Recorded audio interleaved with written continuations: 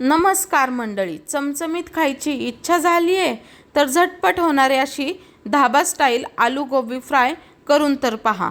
त्यासाठी मी वाटाणा, फ्लावर, बटाट्याचे मोठे मोठे पीस कट करून घेतले। पातेल्यामध्ये पाणी गरम करायला ठेवले।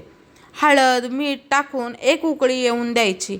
त्यात आपण घेतलेल्या भाज्या टाकून चांगल्या मिक्स करून घ्यायच्या।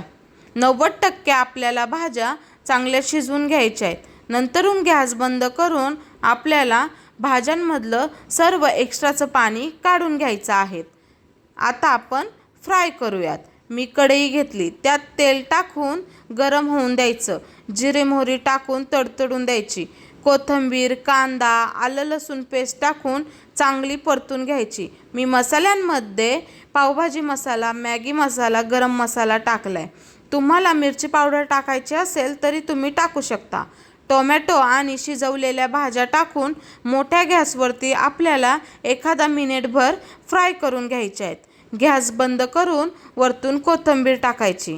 झाली आपली धाबा स्टाईल आलू गोबी फ्राय। नक्की एकदा ट्राय करा। मोठ्यांपासून लहानांपर्यंत सर्व आवडीने खातील। चला मंडळी, भेटू पुन्हा। तोपर्यंत धन्यवाद।